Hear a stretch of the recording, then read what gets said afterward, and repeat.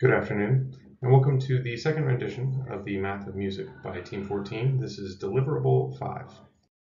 Summary of what we're going to go over is for each instrument, the percussion, the wind, and the string. We're going to do a short demonstration of the instrument. We're going to let you in on the selling points, the underlying physics, the changes that we made in the design process, and the budget and lessons learned and improvements that we've made along the way.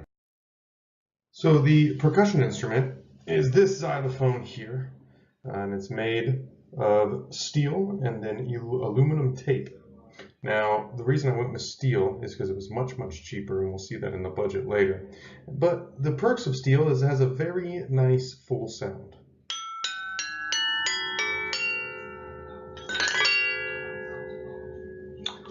Now, this instrument is not as lightweight as originally intended, but it does fold up, as you can see, very simply, and it can be put in the box just like that, and then you can just pick it up and begin to play it again. No sound quality lost. Here's a representation of the xylophone itself. Now, the major changes are the length across the top was originally 33 inches. It's been cut down to 16 inches because steel weighs a lot more than aluminum. So the bars were meant to be 3 inches wide each. They're now 1 inch wide each. The loop at the top was originally supposed to be a protractor, however, it broke under the weight of the steel, so it has now been changed to tape as well. Here is the budget, and as you can see, the price of aluminum increased from $12 to $23.10. So the switch to steel was easy. Being conservatively priced at $10.20, it made the whole project under budget at $12.70. So the lessons learned for the percussion instrument are only two. And the first is working with steel makes small adjustments very difficult. Once the steel bars are cut, they're so thick and so hard, there's not much you can do other than that. You can't just shave a little off and it'll change the tone. And secondly, always have a plan, but be flexible. Everything will change. And this is you have to have a plan in order to see forward. However, everything is going to change along the way, so don't panic. Next up is my friend and colleague Matthew. He's going to be showing you the wind instrument.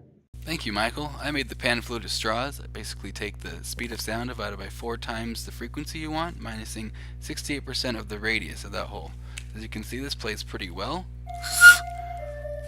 And I kind of changed it over time. I was going to have like a backing of wood, but now I've ended up using a Hallmark card. And that's well within the constraints of our budget, which was about $6.31 for the tape, the card, the blade, the candle, the marker, ruler, 12 straws, and it was 3.78 feet, which is well under 8 feet of the constraint. If I were to do this project over again, I would probably use soft clay to plug the hole rather than melting it. I would use larger straws, and I would use wood instead of plastic.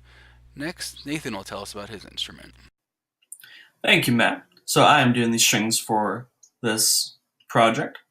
And on this page, we can review the physics involved in finding the frequency of a string. Moving on to the next page, the dimensions of this instrument. First thing I do want to note is that the neck is at 2 feet. This guy is set up to where the neck is easily removed when it comes to packing, allowing the neck itself to fit within the 2 feet, but the 2 feet container, along with the body being at 1 foot by 1 foot by 6 foot, also easily being able to be contained within the container.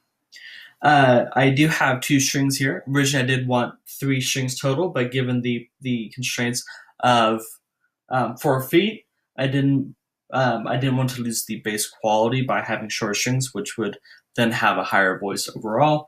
Wouldn't be able to capture the low voice, so I opted out for two strings. This guy's up at 30 inches. This guy's at 18 inches, being at 4 feet total in length for both strings. Giving a little demonstration.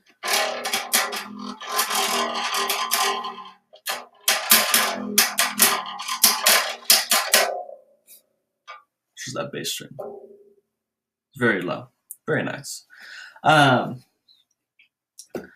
Yeah, so that is the instrument. It's very playable. It's very nice. Move on to the budget. So all these items were found within the store the equivalent amount in which I would have used if I were to go and purchase it.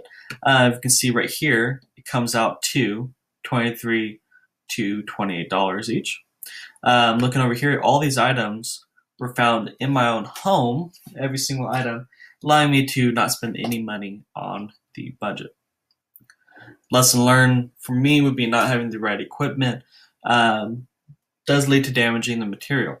For one thing, I had a saw that I was using end up cutting off parts.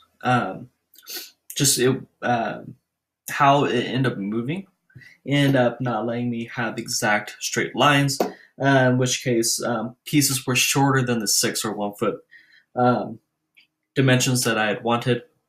Even trying to compensate that for by changing the sides as I moved on became very difficult. You can see right in here. It's a big old hole right here. You can see it goes straight through. Because of the damage, it ended up not letting me put a backside to it. But either case, the quality, the sound is not lost. It still plays pretty nice. You can still hear it. It vibrates against the wood and the neck, which still is a good medium for travel. And then in conclusion, all of our instruments are well within the constraints provided through the documents and for the maroon and gold 4 band. And given that they will be able to not only play but also transport their instruments based off of those parameters, and I hope that they enjoy them. Thank you.